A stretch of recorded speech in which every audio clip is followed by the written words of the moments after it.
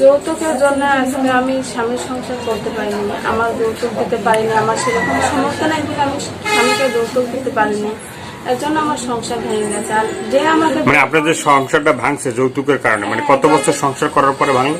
কত বছর কি আমার সংসারে আমি ছিলাম 7 বছর। 7 বছর পরও যৌতুকের কারণে সংসারটা ভাঙলো? হ্যাঁ, 7 বছর পরও এই যৌতুকের কারণে সংসারটা ভাঙলো।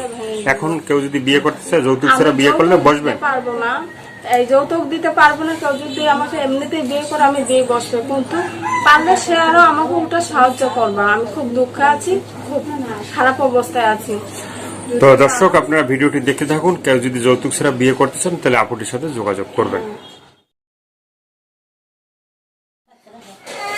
প্রিয় দর্শক, দেশ এবং প্রবাসে এই মুহূর্তে যে যেখান থেকে আমাদের ইউটিউব চ্যানেলটি দেখছেন সবাইকে প্রীতি এবং শুভেচ্ছা জানিয়ে শুরু করছি আজকের প্রতিবেদন। তো দর্শক, আজকে আমরা আসছি এই যে আপুটিকে দেখতে পাচ্ছেন, এই আপুটির জীবনের গল্প আমরা শুনবো। তো চলুন দর্শক, আমরা তার কাছ থেকে শুনি তার জীবনের গল্প। আপু, আসসালামু আলাইকুম। ওয়ালাইকুম আসসালাম। কি নাম ভাইয়া? নুসরাত। নুসরাত। তো নুসরাত আপু, আজকে আমরা আপনার জীবনের গল্পটা শুনতে আসছি। আপনার জীবনের যে ভালো লাগা, ভালোবাসা, সুখের দুঃখের যে কষ্টের কথাগুলো একটু শুনতে আসছি, একটু বলেন। এটা কি আপনার বাচ্চা? হ্যাঁ, এটা আমার বাচ্চা। আপনার বাচ্চা।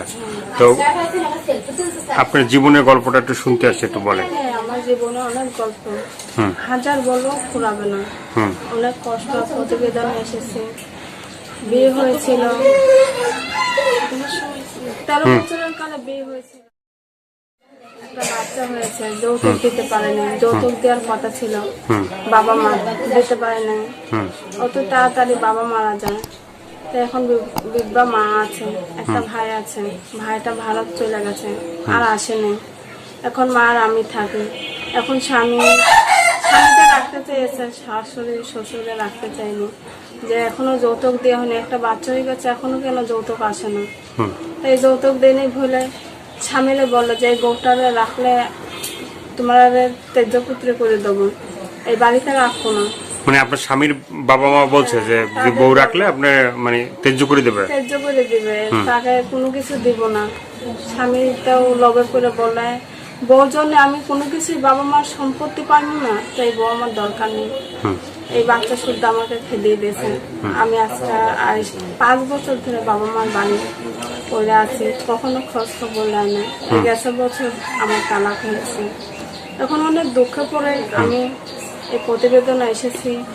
এখন কোনো ভাই যদি আমার পাশে দাঁড়ায়, আমার দুঃখ কষ্ট যদি ভাগ করে নেয়, আর আমার একটা ছেলে আছে, এটা জেনে শুনে যদি আমাকে কেউ ভালোবাসতে চায় বা আমার ভালোবেসে যদি কেউ আমার পাশে থাকতে চায়, আমি অনেকটাই খুশি হব। আর কেউ যদি পারে আমাকে একটু হেল্প সহযোগিতা করে, আমি অনেক দুঃখে আছি। আপনার গ্রামের বাড়ি কোথায়? আমার গ্রামের বাড়ি ঢাকা উত্তরা আজিমপুরে। আজিমপুরে? হ্যাঁ, গৌস্থানের পাশে, ওখানে আমি থাকি। উত্তরাতে যে আজিমপুর? হ্যাঁ, আজিমপুর গুরুস্থান হচ্ছে অন্য জায়গায়? হ্যাঁ, অন্য জায়গায় গ্রাম আছে একটা, পল্লীবিদ্যু, ওই ওখানে আমি থাকি। আজিমপুরে থাকেন আপনি?